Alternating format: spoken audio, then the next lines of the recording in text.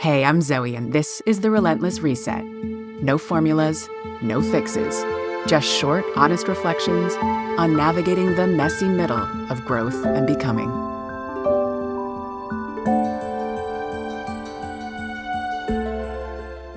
Back in episode 9, we talked about belonging, the way our relationships and communities shift when we shift, and how we let go of the people who no longer fit us because we've let go of the person we no longer are. The irony of becoming more authentic is that the more true to yourself you get, the more tempting it feels to retreat into a bubble. Because isolation can feel safer than exposure, easier. But belonging can't live inside a bubble. That's simply fear disguised as protection.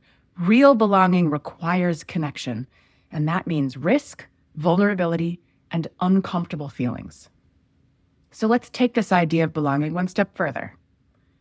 Once you've found where you belong, how do you nurture that belonging without hiding from the world? Today, let's talk about boundaries. We'll start simple. A boundary in general is the line where one thing ends and another thing begins.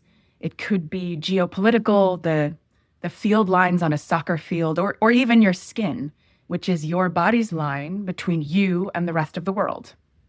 Now, in this episode, we are talking specifically about relational or personal boundaries.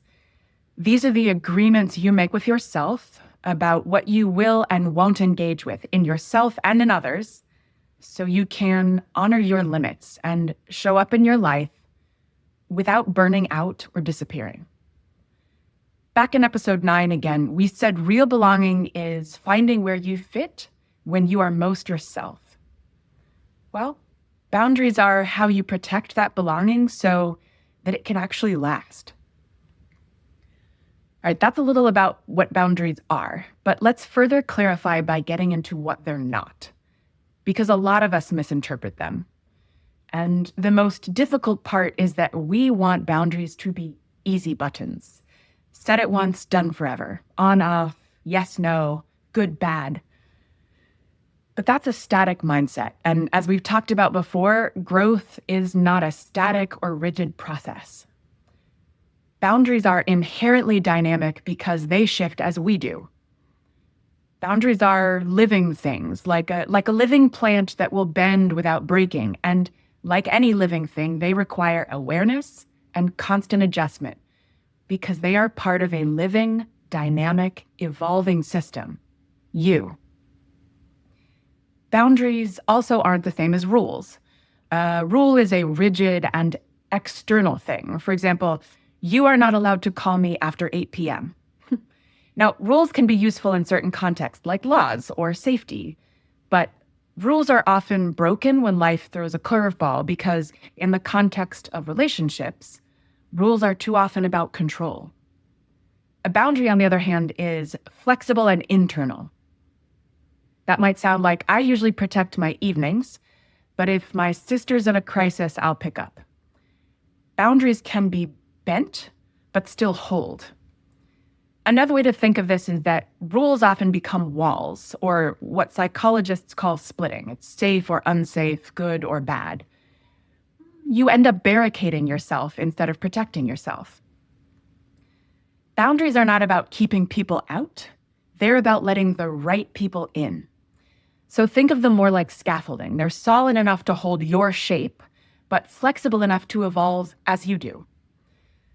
Finally, I'm reminded of something Glennon Doyle writes in Untamed. She says, quote, "Rebellion is as much of a cage as obedience is. They both mean living in reaction to someone else's way instead of forging your own," unquote. Obedience looks like saying yes to everyone. It's shrinking to fit, abandoning yourself out of guilt or fear of rejection. This ties to something we call fawning, when you confuse self-erasure with connection. Rebellion, on the other hand, looks like saying no to everyone, using punishment or ultimatums to prove you can't be controlled. Now, both obedience and rebellion are reactive. Both are still cages. Boundaries make space for a real yes and a real no, so that your belonging doesn't cost you yourself. They are what let you live from choice, not reaction. So boundaries are living agreements. They flex, they hold, and they keep you aligned without shutting you down. But what does that look like in real life? Sometimes it's simple. I don't take calls during dinner. That's family time. If it's urgent, I'll call back after. Sometimes it's emotional. I can listen and support you, but I'm not in a place to take on fixing this for you. Let's face it, a lot of the time it's work. I leave the office at 6. If something comes in after that, I'll tackle it tomorrow. And it can even be physical. I'm not hugging today. A wave feels better. Now, the hardest boundaries often aren't with other people at all. They're with ourselves. Saying no to overwork, to perfectionism, to one more scroll at midnight. Those boundaries matter just as much, if not more, because they protect you from self-betrayal. That could sound like, when I catch myself spiraling at night, I close my laptop. That's a line I hold with myself. Or simply, I'm making Sunday mornings phone-free so I can be present with my kids. And it's key, don't expect perfection. Remember, this is a practice. Your first draft of a boundary doesn't have to be your final draft. Boundaries can be very clumsy at first. That doesn't make them wrong, it just makes them human, just like you. Now, all that sounds very clean in theory. But here's what actually happens when you try to set or reset boundaries. First, the guilt. Especially if you were raised, like many of us, to equate goodness with self-sacrifice, you will feel selfish. You'll feel like you're letting people down. That guilt isn't proof you're wrong. It's just proof you're doing something new, and that's uncomfortable. Second, the grief. Sometimes boundaries mean losing access or changing how a relationship functions. And we've talked about this before. That can absolutely feel like a loss, because it is. That grief is real. The resistance is real. And sometimes the resistance isn't just inside you. It comes from systems that benefited from our lack of boundaries. Workplaces that expected constant availability. Relationships relying on your endless yes. Pushback doesn't mean your boundary is wrong. It means you're changing this system. Third is body signals. These are important. Though not everyone has the same access to body signals, our bodies often know a boundary's been crossed before our brains do. Most of us don't realize it until we are exhausted or irritated or resentful. Tight shoulders when that late night Slack pings, the pit in your stomach after saying yes when you really wanted to say no, or resentment when your weekend disappears after you promised yourself rest. Those are all smoke alarms. They're your body saying, a boundary needs tending here. And lastly, boundaries aren't about slamming doors on people. They're about noticing when a line has been crossed and choosing how to reset, not reacting, choosing. Sometimes it can just look like repair, which means pausing long enough to ask, what happened here? Do I need to restate my boundary more clearly? Do I need to hold it more firmly? Or do I need to renegotiate it because something has shifted? This is where the practice comes in. And repair usually means conversation rather than cutting someone off. It might sound like, I know I said I could take on that project, but I realize now it's beyond my capacity and I need to step back. Or, when you raise your voice, I shut down. I need our conversations to stay calm if we're going to keep talking. That's the difference between reaction and choice. Reaction slams doors. Repair keeps them open, but on terms that keep you aligned. So here's the reframe. Boundaries provide a clarity to both you and those around you, and clarity is kindness. Real belonging isn't proven by never needing boundaries.